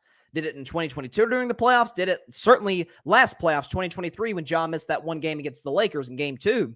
I said the Grizzlies are an objectively better basketball team with Tyus Jones as opposed to Ja Morant. Offensive rating was better. Defensive rating was better. Points per game was better. Points given up was not as much. Record was better. Winning percentage was better. I mean, it's I'm not saying you move Ja Morant, but I am saying you probably should have let go of Tyus Jones for an aging, and when you call Marcus Smart a point guard, he's more of just a 2 guard who's a solid defensive player. That's what he is at this advanced stage and age of his career. Absent the Smart injury, because I don't root for injury, nobody does. No, person with any sense of empathy. That said, loving the Grizzlies' downfall. Then again, is it that much of a downfall when they never reclined that high to begin with? In the Ja Morant era, they won 1 playoff series. What are we talking about here? It's not like they've been to a Western Conference Finals. Not like they lost in a buzzer beater in Game 7. No, they lost to Golden State in 6 games. Got smoked by the Lakers in 6 games in 2023. Come on. Ja Morant, you could say, well, when Ja comes back, there'll be a play-in team. There'll be a play-in team. San Antonio will come back down to earth, as will potentially Utah, although I like Utah's young talent, and so will the Blazers. But West is loaded. And everybody's just chasing Denver. That's where we're at today. Everybody's chasing the Nuggets, which I don't think that surprises any of us, including myself, a fan of the Warriors. Everybody's chasing Denver. That's where it's at. And by the way, optimism here from a Warriors fan to all of Dub Nation. It's not going well now. But last week, no Draymond Green, no Gary Payton. And if Steph Curry hits a floater, and by the way, it was a pretty good look, Steph hits a floater, they take the Nuggets to overtime on the road. They're not too far away from Denver. They certainly have a better bench. And while Jokic is better than Steph, it's not like there's a terribly sizable gap between those two. Good times will return again very, very soon to the Bay Area. Not immediately, but very soon. At least when Steph gets back. All right. So baseball, we had some news last night in Major League Baseball. Very fun. And it segues me perfectly into this next segment I'm about to do. NFL predictions in 10 minutes. Two awards were given out. Or 2 high-profile awards were given out. Most Valuable Player, MVP. So Ronald Acuna Jr. of the Atlanta Braves won unanimous National League MVP, rightfully so. He was absolutely spectacular this season. If you look at what he did, he had 41 home runs, 73 stolen bases, becoming the first member of the 40-70 club, which was remarkable. On base, he led the NL on base percentage, OPS, hits, and runs scored. And the Major League Baseball lead, he was in second place in batting average, a .337 average. So Ronald Acuna more than deserving of MVP with the Atlanta Braves. And as for the American League, and again, this segues me perfectly, the MVP of the American League was none other than Shohei Ohtani. He also, like Acuna, won unanimously. If you look what Ohtani did this season, it was nothing short of spectacular. Obviously, he got all first-place votes. But Shohei Ohtani offensively had a .304 average, hit 44 home runs, which led the American League, had 20 stolen bases as a pitcher. He went 10-5 with a .314 ERA, striking out 167 batters and only issuing 55 walks in a .32 innings. So Shohei's pretty good. And it's fitting. Ohtani Watch, second edition, starts now.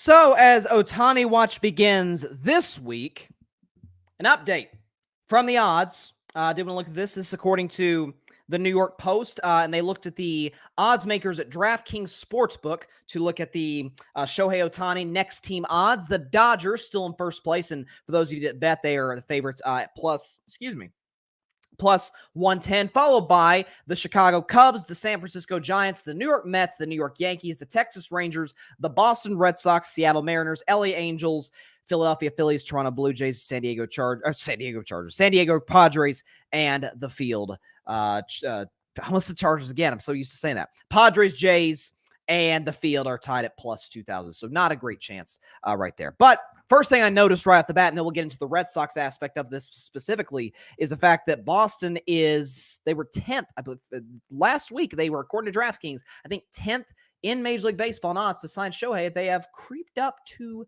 7th, which is, I find quite interesting. So listen, are the Dodgers still the front runners to win Shohei? Well, according to DraftKings, they are, and frankly, I think they are. It's a logical argument. LA is ready to contend now. It's an awesome city. It's great weather. Shohei literally has been playing there for the last 7 years, so he's used to it. It's a great organization, and he'll get far more. Listen, the Angels are like the Clippers, are like the Chargers, where they're the second billing to a bigger brand, which the Rams would not put in the category of Dodgers Lakers. Like LA is a Dodgers Lakers town. LAFC, LA Kings, USC, like that's LA. It's not the Clippers. It's not the Chargers. It's not the Angels. It's just not. But Chicago Cubs in second, rightfully so. They have a lot of money to spend. New manager, Craig Counsell. You're going to spend a lot of money this free agency. Understandably so. Almost made the playoffs this year. But I was looking at this, and I saw a report that made me feel quite good. This is from none other than Jeff Passan. Think of him, for those of you who don't follow Major League Baseball, as the Adrian Wojnarowski or the Adam Schefter, if we're thinking about the NFL, of baseball insiders. He's number one guy at ESPN. When anything big happens, it's either Ken Rosenthal on Fox or Jeff Passan at ESPN. Like, those are really the two guys who break all the news. Jeff Passan, and this is according to a guy, Boston Sports Gordo, tweeted this about Jeff Passan. Jeff Passan on Shohei Ohtani, and I quote, "The Dodgers, Rangers, and Boston Red Sox are all expected to be in the Ohtani sweepstakes, according to sources. And though the industry's overwhelming expectation is that he winds up with the Dodgers, that line of thinking is perhaps presumptive." Very interesting. It's perhaps presumptive. By the way, end quote. I apologize for that. So, basically, in short, Jeff Passan's saying, yeah, we think he's going to go to the Dodgers, but that is far from a done deal. So, Shohei, I keep mentioning this, like this, the Red Sox, they're not going to be in the running for Shohei, despite the fact that we have a long history of signing Japanese free agents, whether it's straight from Japan or whether it's in Major League Baseball. Long history of doing so. Literally have a guy on our team right now who's done so. But what I think is interesting, Shohei Ohtani, I'll reiterate this, he's with New Balance. Red Sox also do business with New Balance, one of their primary sponsors. And Shohei is friends with some of the guys on the Red Sox. So got some connections there. Red Sox, just like the Dodgers, just like the Cubs, have a long history. Maybe not as much like the Cubs. Of course, they won in 2016, but certainly like the Dodgers, have a long history of winning baseball, a lot of championships, and great home field advantage. Fenway Park, historic ballpark, historic city, historic organization. So it's there for Shohei. Bigger brand. He'll certainly get more recognition in Boston than he will as the second most popular baseball team in Los Angeles, and probably about the 8th or 9th most famous professional sports team in LA, if we're being completely honest. It's very much on the table. Now, the fact that the Rangers are in this, hats off to them. Because the Rangers are saying, yeah, we won the World Series. Yeah, we paid a lot of money for guys like Corey Seager and Jacob deGrom, who obviously didn't play for them this year. Nate Eovaldi played a lot. Marcus Semien played a lot of money for a lot of guys. Payroll is top 5 in Major League Baseball. But they said, we're not good enough. Let's get better. Another report, by the way, this came out from NBC Sports Bay Area a couple of days ago. This says, this is a report too. This is very interesting and very important. Report: Shohei Ohtani wants free agent visits kept private by teams. This is very Kawhi Leonard-esque. Remember when Kawhi Leonard was going through his free agency tour, NBA, in 2019, and he was meeting with the Lakers, he was meeting with the Raptors and the Clippers. Like, those were really the three finalists to get Kawhi. And if you remember, Kawhi, we know he's very quiet. That was terrible. But we know his reputation is very introverted, does not like the spotlight. That's just not who he is. The Raptors, who he just won a title with, had this big thing. There was like this it was darn near like the OJ chase in the Bronco. Like there was these ESPN cameras, these people covering, okay, there's Kawhi's private jet. He's flying to Toronto, and who's in the jet with him, and just tracking Kawhi's every move, every location. So he's like, okay, can't trust Toronto to keep this quiet. So now it's down to LA, front of LA. LA kid. Is it Lakers or is it Clippers? The Lakers and the great, and I want to emphasize, the great Magic Johnson. Remember he had a meeting with Kawhi and made it public? Yeah, I think we had a good, and Magic, listen, Magic's the best. Everybody loves Magic. But Magic kind of publicized it, saying it was a great meeting. I think there's a good chance he signs here. And Kawhi was like, okay, you couldn't keep that private. The Clippers, on the other hand, we make fun of the Clippers, but Jerry West and Doc Rivers was there at the time. Two respected gentlemen in the NBA. Certainly Jerry West is the greatest executive that ever lived in the NBA. Didn't say anything. Kawhi signed with the Clippers. Whether that was the right decision, it was the decision that he felt was best for him. Shohei's the same way. Shohei is a big star. He does love the spotlight on the field, maybe not as much off the field. Whether it's the fact that, I don't know, like a language barrier. Obviously, he's from Japan, so he often has an interpreter with him during interviews. Like, you understand that, there's no doubt about it. So I'll give advice to the Red Sox and to the upper management, Mr. Warner, John Henry, everybody involved in Boston. You meet with Shohei.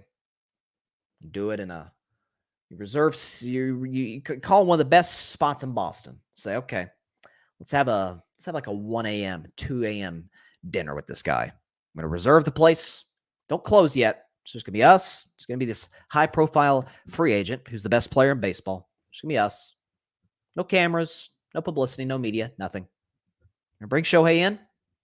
Say, okay, Shohei, we're gonna pitch everything to him. New Balance, and Yoshida is his best friend on the Red Sox. Maybe bring Yoshida along to pitch, and not literally to pitch, but to pitch the meeting. And the brand of Boston and the winning history of the Red Sox and history with Japanese free agent players. And then everybody leaves, goes to their own places in the middle of the night, and nobody knew what happened. That's all you got to do. Don't publicize it. No, it's not the big bright lights of LA. It's Boston. It's a hardcore town. Do that. That's all I got to do. I mean, heck, the Patriots kept a Spygate secret for a long time. Who says the Red Sox can't keep a meeting with Shohei? Now, that's not illegal. The Spygate was very illegal. But you get the idea. Same city, same DNA, same energy. I'm telling y'all, I think he's going to sign with the Dodgers. I do. Always have. But the Red Sox are just rising up the list. Vegas, according to reports, he's interested in the Red Sox. The Red Sox obviously are interested in him. Just write a blank check and just tell him in that meeting, that 2 a.m. meeting, the best restaurant, finest restaurant in Boston, Massachusetts. Say, Shohei, we get reserve the place. What do you want? We're going to negotiate this contract. What do you want, buddy? We'll negotiate it. You're a blank check guy, as I call some quarterbacks in the NFL. That's all I'm saying. Ohtani watch. That's what we got this week. A lot of great information for the Red Sox. A lot of great information. I'm telling y'all, it might be showtime in Boston soon. Red Sox getting the upper hand of the Dodgers yet again. Of course, they got the upper hand of us over us in the Mookie trade, so this will be our revenge. Very, very good stuff. Very excited. So, NFL is this weekend. College football is this weekend. There's some fantastic matchups. There's no doubt about it. Cannot wait to see again, the Steelers-Browns game is just going to be a freaking dogfight. No pun intended. Obviously, the Browns call themselves the dog pound, and everybody knows everybody, maybe if you don't know, I don't have a whole lot of love for Cleveland, Ohio. Not for the people. The people are great, but I'm talking about the attitude towards sports in the cities, and most of their organizations tend to be quite incompetent, and I love every second of it. And I'm still bitter from the 2016 finals. I openly admit that as a Warriors fan. But we've got some fantastic matchups in the NFL. Fantastic matchup. So let's get the background music going right now and get into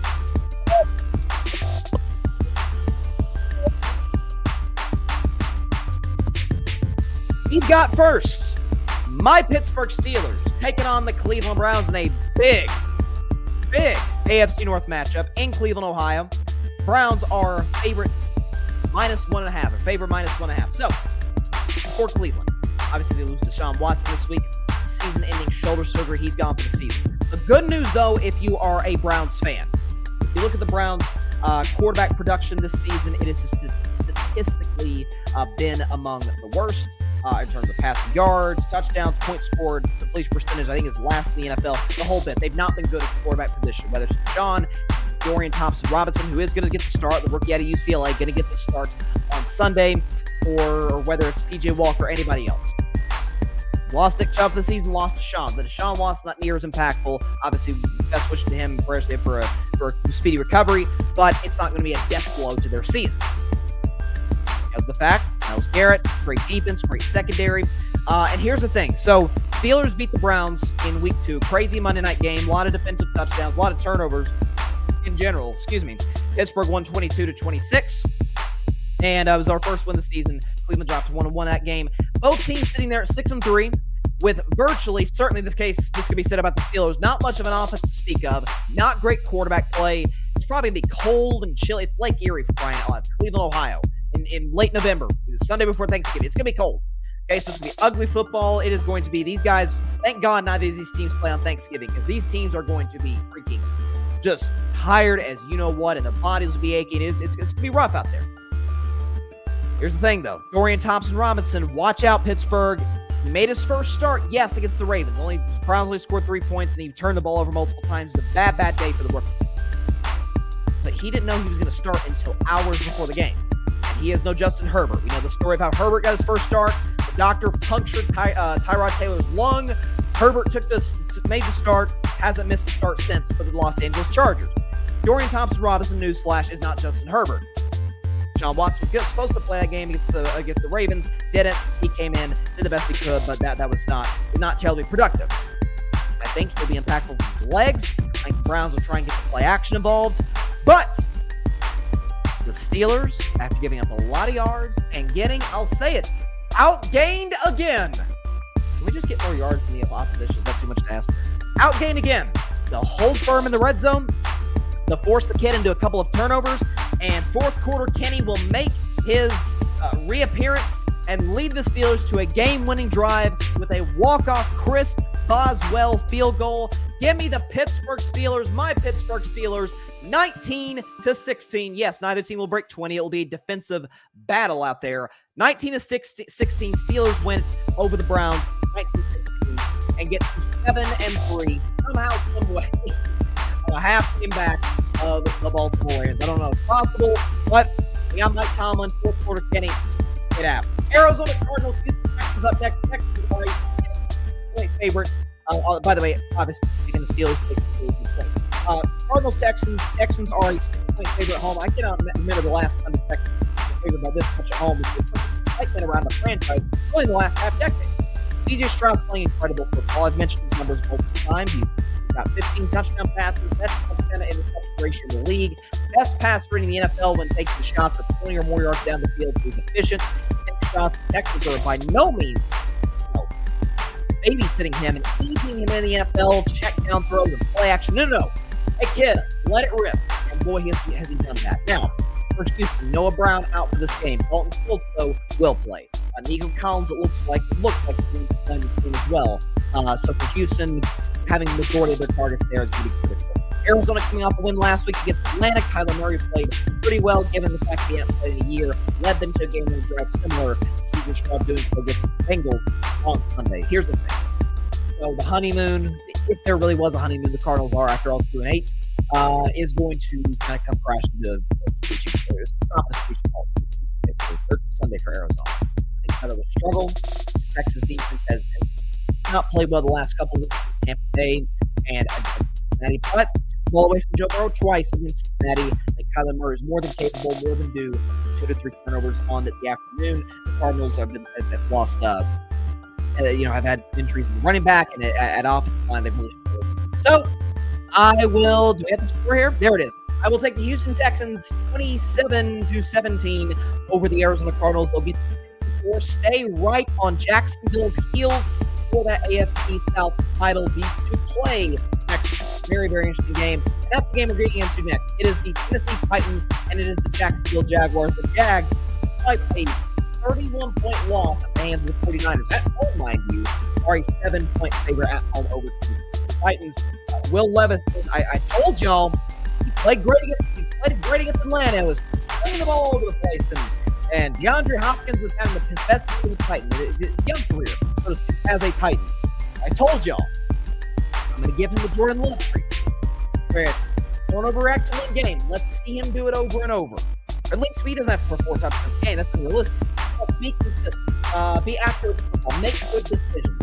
That simple put has not been the case for Mr. Levis. It's gotten worse every game that he's played. He obviously played well. 4 touchdown pass against the Atlanta Falcons. Against the Steelers, albeit short week, great defense. But listen, Will Levis had a pass rating in the 60s and threw an interception to end the game. So he struggled throughout the vast majority of that one. Against Tampa Bay, Tennessee only puts up 6 points, throws another interception, has a QBR 26, a pass rating of 53. So he's gotten worse every week in terms of pass rating, being clean with the football. I think it's going to be more the same against the Jacksonville defense. But again, Bill's tied at number 1 in the NFL in takeaways. I think that will continue, that will maintain. Trevor Lawrence has gotten just ripped to shreds by the media. Understandably so. He played awful against the San Francisco 49ers. He has not played that well this season. Only 9 touchdown passes. But you remember a year ago, Jags got hot in week 10. Well, it's week 11 now. So we got hot in week 11 and got moving forward. They ended the regular season. Okay? Ended the regular season with a 5-game win streak. On their playoff game, of course, the first playoff game against the Chargers, the losing team. That 5-game winning streak, winning for the playoff game, 6-game winning streak started, and win over the Titans. I think it will happen again. Give me the Jaguars in this game to cover pretty easily, 27-13. Let's just say the Titans' offense in terms of talent, productivity, and quarterback play are nowhere near San Francisco 49ers. Give me Jacksonville 27-13 over the Tennessee Titans, division rival. Moving on to our next matchup. It is the Las Vegas Raiders and the Miami Dolphins. This was almost my if I were a Bettin Man game, folks. Even despite the fact, Dolphins, 13-point favorites, basically touchdown favorites at home. That's big. And I like the Raiders. I love the energy Antonio Pierce brings to that football team. They got 2 wins last week, or the last 2 weeks, both at home, both against the New York teams. Okay? The Giants survived the Jets on Sunday Night Football a week ago. Tyreek, Waddle, Mike McDaniel calling the plays. That's a little bit different story. And here's the thing too about Miami. Okay, I've been saying this. This has been the theme on my show for the last week. Is that we got on these newer defensive coordinators kind of struggling to start the season. You got guys like Vance Joseph in Denver. Give up the 70 burger to these Miami Dolphins. Think about Brian Flores. The Vikings keep really struggling to start the season this year. In this 5-game winning streak for Minnesota, Vikings are top 10 in terms of yards given up per play. They've been good. They've gotten better. It takes time to establish these teams. Oftentimes, and I'm guilty of this, to be a little bit impatient. Let these quarterbacks implement their scheme. We said about Vic Fangio, one of the better defensive coordinators for a very long time in the NFL. You look at what Miami has done in recent weeks. Okay? Obviously, they held the Patriots to 17. Held Kansas City to 14 off. Andy Reid held them 14. Of course, the Dolphins turned it over. Tyreek Hill turned it over, and the Chiefs got a defensive touchdown out of that. So, Vic Fangio implementing his game plan, implementing his scheme more and more every week. Jalen Ramsey's healthy. Xavier Howard is healthy. Have good pass rush. Bradley Chubb, who played very well against Kansas City. Tua coming off the bye. Tyreek Hill. Cheetah. Fresh, coming off of a down game against his old team Chiefs. He's not happy about that. Just got married during the bye week. We got Mike McDaniel. What do we know about great coaches? Which I think we can say this even this early on about McDaniel. Great off the bye. The Raiders flying high, feeling good about themselves. I simply cannot see a scenario with Aiden O'Connell, like the kid, like what he brings to the table, but he outduels Tua Tagovailoa. I don't see that happening. I'm going to go with the Miami Dolphins comfortably, and I do mean comfortably, 34-10 over the Vegas Raiders, Las Vegas Raiders to cover. Favored -13. Take Miami to cover. 34-10. I think they'll absolutely blow the doors off the Raiders and win this football game at 34-10. Moving on to my favorite segment every week. You guys know what time it is on Carving Up Live every Friday. It's time for If I Were a Bet Man. This is an easy one, y'all. I look at this one, I'm like, yep, that's my game. The Chicago Bears and the Detroit Lions. Now, this line, start the week, was Detroit -10, -10.5. It was kind of double digits. The line has now dropped to Detroit -7. Ladies and gentlemen, Vegas is keeping you. They've broke your front door. Here you go. What do you want? How much you want to put on this? I'll give it to you. The Bears, bottom 10 in the NFL. Look at the stat right now. Bottom 10, 26 in the NFL in pass yards given up per game.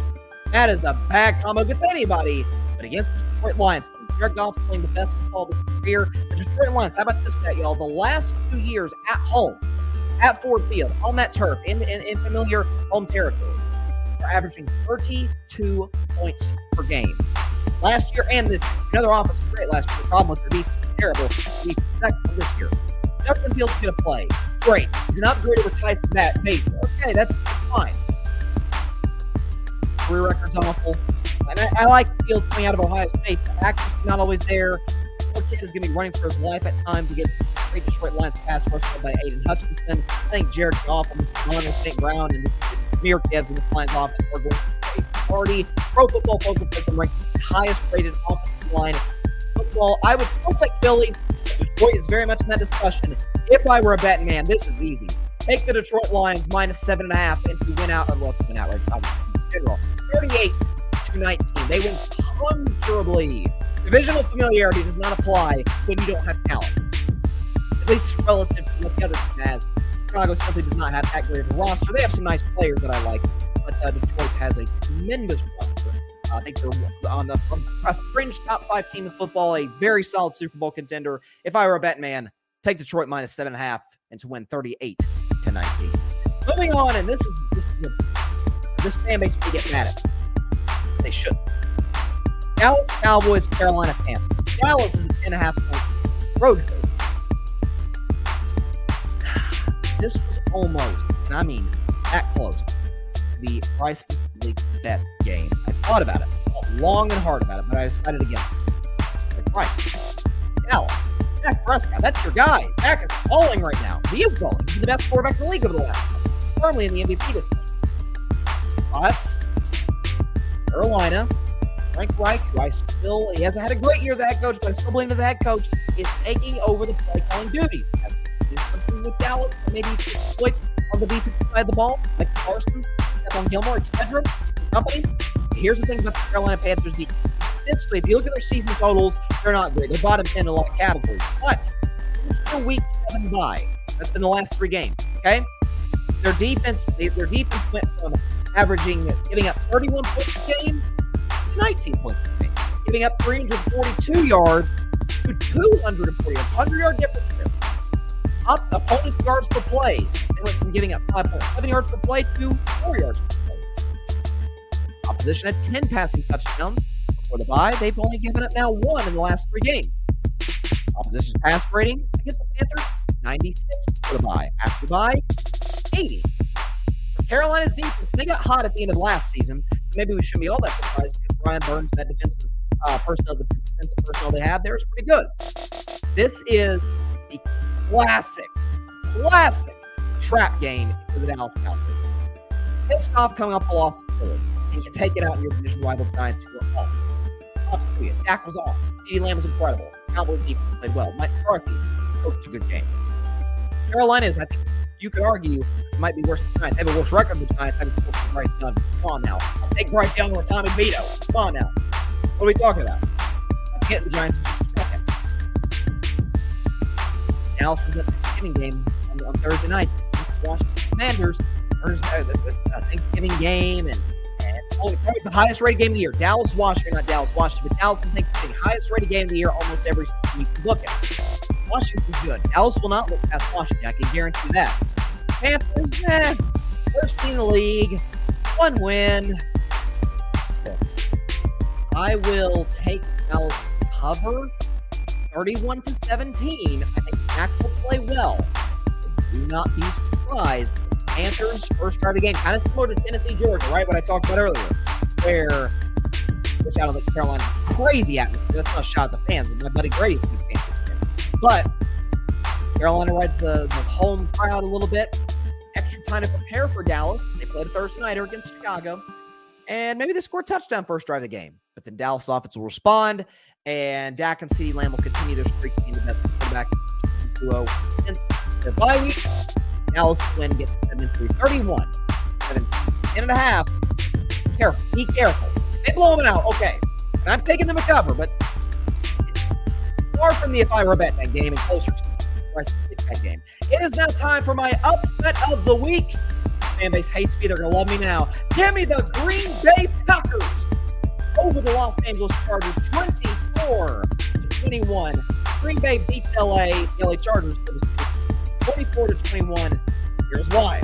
So, what do we know about the Green Bay Packers?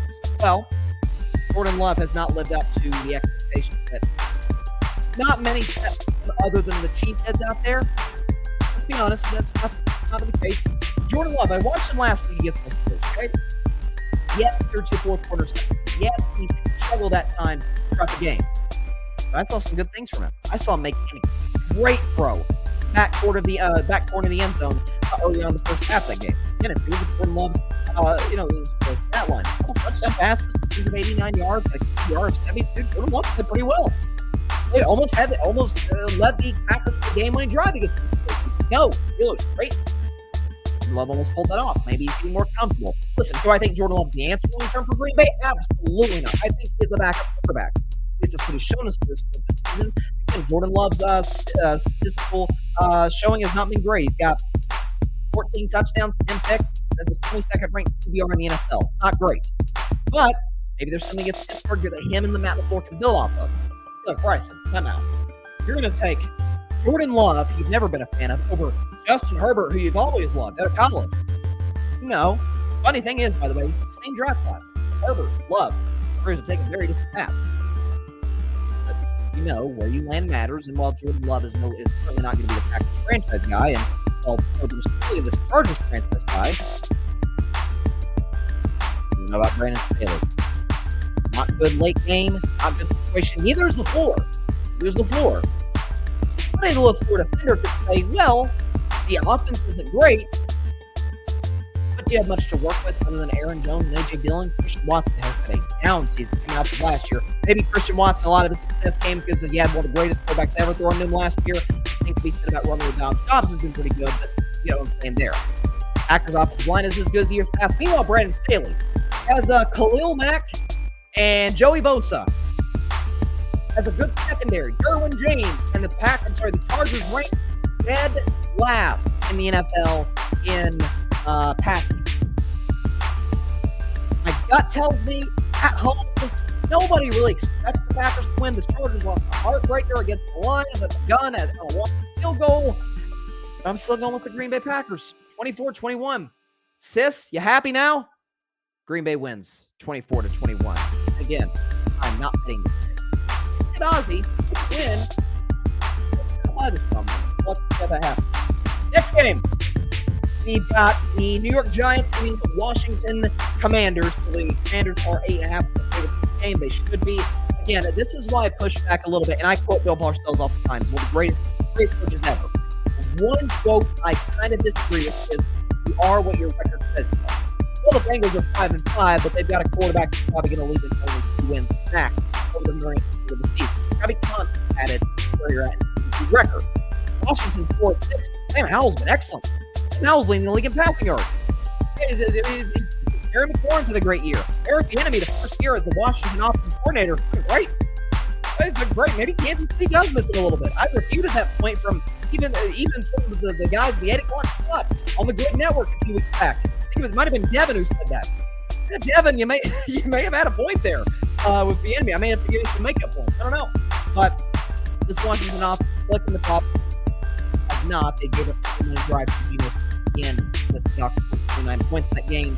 You obviously traded Chase, you get traded Montes, but that's the best players are gone. So they're dealing with injuries to their secondary. But it's time.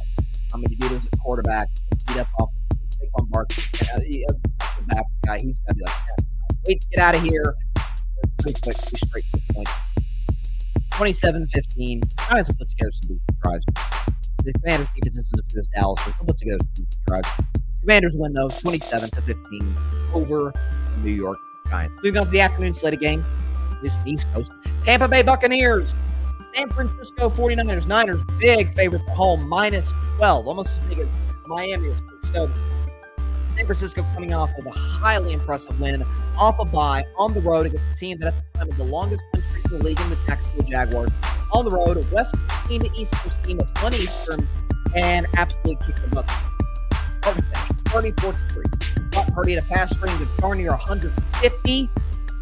Deebo Samuel was excellent. Brandon Ayuk, George Kittle had a great game. First McCaffrey didn't score a touchdown, but played well, and Trent Williams impacted the void that was left. It was gone. Was very much felt with him back in the lineup against the Jaguars.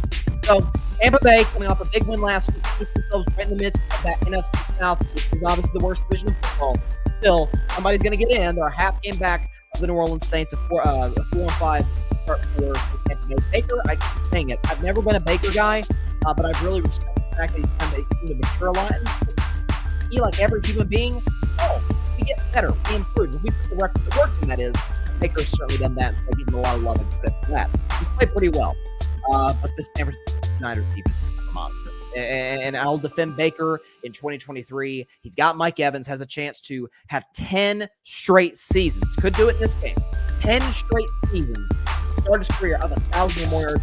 He's going to need me of consistent wide receiver position. Tampa Bay's got playmakers. Man, this Niners offense and defense is too much. Give me the 49ers 31-14 over the Tampa Bay Buccaneers. 12 was a big line. I get that. But give me the Niners 31-14 over Tampa Bay. It is now time for Bryson's Bleak Bet. It is the one game every week that I have absolutely zero confidence in predicting. But hey, gotta predict them all. That's what we do here on this show. It's an AFC East battle. New York Jets, Buffalo Bills. And listen, Buffalo is a 7-point favorite. This one was brutal. I went back and forth this all week. I obviously finalized it today, and right now on this show. Both teams coming off of a loss. Both prime time. That's Sunday Night Football. Offense was once again anemic. They have scored, I think I probably read the stat correctly, in 37 straight offensive possessions. They've been, or a touchdown rather. 37 straight offensive possessions. They've been awful. That close has been terrible. It's great. Turnovers. The Jets keep themselves doing all of that. I cannot imagine how demoralizing it is every week. It'd be one thing if you're the Steelers, like, just keep it close to the fourth quarter and the offense will explode. They'll get going. Jets, it's like, keep it close, but we may need like a pick six or something to stay in the game. Sauce Gardner, DJ Reed, somebody's going to have to make a play. One of the Williams brothers. You have to have somebody come in and make something happen. So, it's demoralizing. And you got the Buffalo Bills coming off of a gut-wrenching loss last week against the Denver Broncos. 12 men on the field, had 4 turnovers in that football game against Denver. So, struggled throughout the 12 men on the field with the Broncos. Mulligan at the game-winning field goal with, of course, the hit, the left hit at the very end. The Broncos doing good. Bills sitting at 5-5 with arguably the toughest schedule in the league down the stretch. This team, just part of this tough part of the schedule, starts the team that they just lost to week 1. Now struggled with turnovers in that game. And again, I love Josh. Bills fan was getting on me on YouTube in the comments saying, hey, don't write off Josh Allen. Never wrote off Josh Allen. I love the guy. But I do think that there are some aspects of the game that aren't repeatable, aren't sustainable if the Bills look repeatable. If, of course, we're not going to do. We're not even going to make the playoffs here. I've been telling you all that for the season. This is why it's called Bryson Bleak Bet. I don't have a bit of confidence in predicting this football game. I think Josh Allen, Bills offense, Gabe Davis may have a big game. Stephon Diggs is frustrated. You understand why. I will grit my teeth, close my eyes, literally close my eyes right here. I'm coming up 5. I will take 23-12 over New York Jets. I don't think they're going to get anything going offensively. That being the Jets, I think there's going to be some drive stall for the Bills. I could see a couple turnovers by Zach Wilson, putting the Bills in short field position, and they cash in with Josh Allen through the air and on the ground. We get a comment here from Patrick Brown. He says, when my Cowboys are double-digit favorites against lower-tier teams, it makes for a long day of anxiety and acid reflux. Joys of being a Cowboys fan. Yeah, listen, Patrick, I listened last week, and there were some Cowboys fans saying, oh, watch out for the Giants. I said, you don't watch out for the Giants at all. Tommy DeVito's a quarterback. You're going to just destroy the Giants. And, of course, did. Again, I think they'll cover. I have 31-17 over the Panthers. I think they'll cover. The way Carolina's defense is playing since the bye, be careful. It's the ultimate trap game. They're looking ahead. Washington, Thanksgiving. Commanders are probably going to beat the Giants and beat them soundly. Commanders are playing well offensively. Like, that's the game. The Cowboys, Washington, big one. Thanksgiving Day, highly rated game on CBS. But I will take Dallas to win up Carolina 31. Moving on. Seattle Seahawks, LA Rams. This was a tough one, too. This was almost a that game. So, Seahawks are coming in on the road as a 1-point favorite. So, Geno Smith played very well last week against the Washington Commanders. He struggled with turnovers in games leading up to that against Baltimore and against Cleveland. He was able to clean that up, and Metcalf, Sexton, Jigba and company. Tyler Lockett, who might be the most underrated receiver in the league. I'm just going to throw that out right now. All three of them contributed at a very high level. The running game's been good. Offensive line is playing better to be healthier at this stage of the season. The Rams, though, kind of great. 3-6. Stafford's hurt, but off of a bye. That's my rule.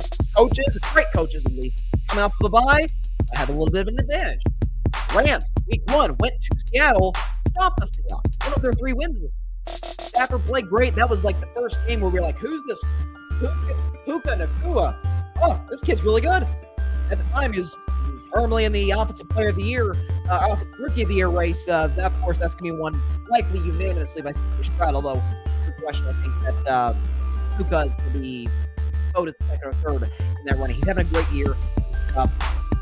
Matt Stafford's coming back from injury, though. According to Rams reporters, they say, find us.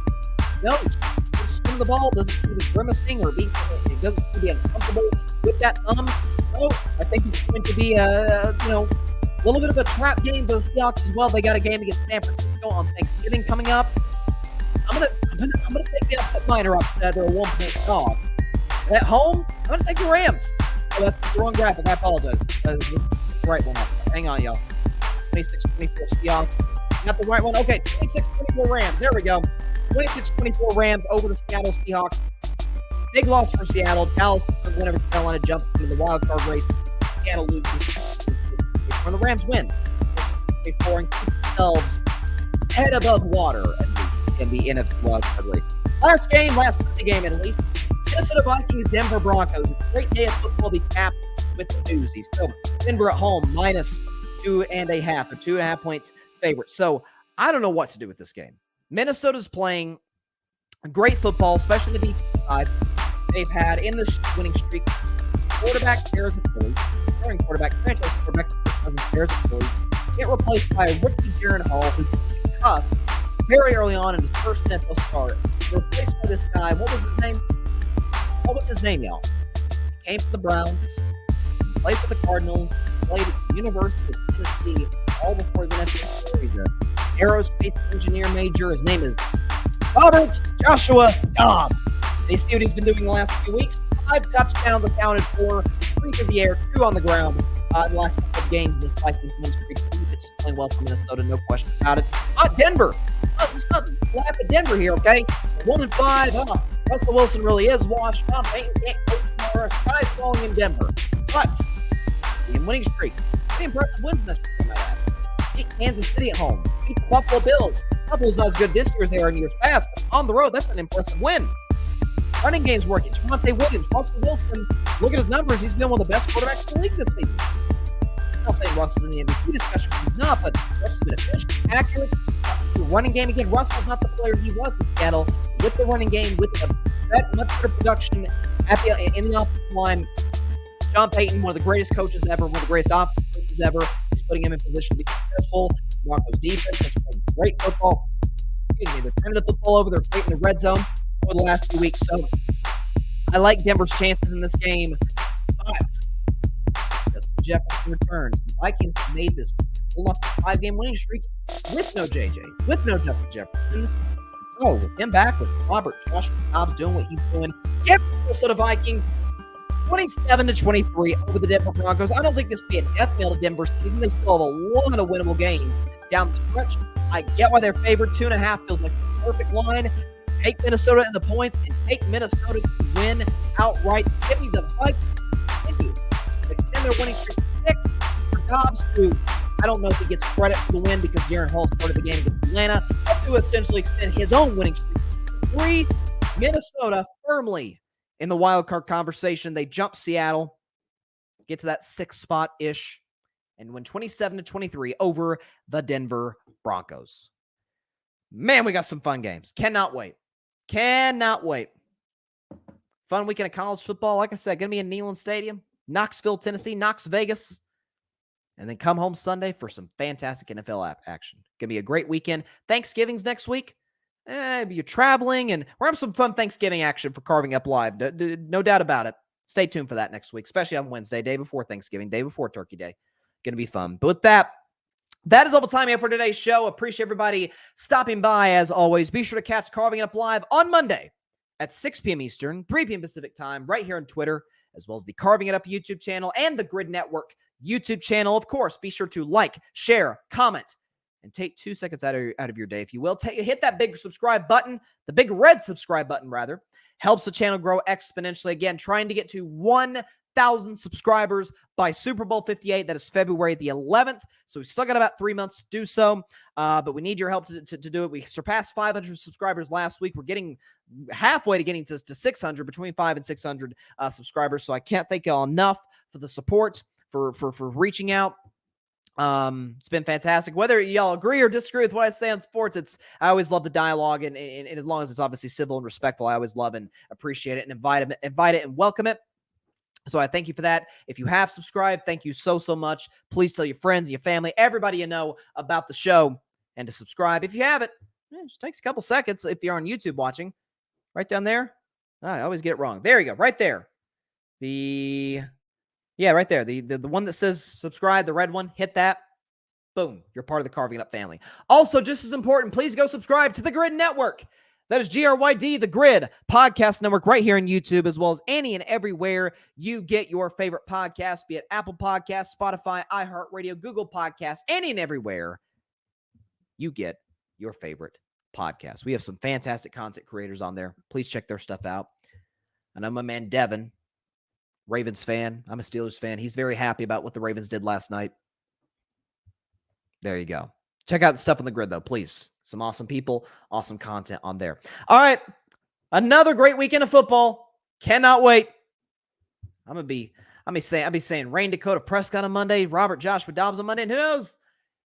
Maybe something crazy will happen, and I'll be celebrating a big orange win over the number 1 team in America. Not saying I'm counting on it, but I'm not saying I'm not counting on it.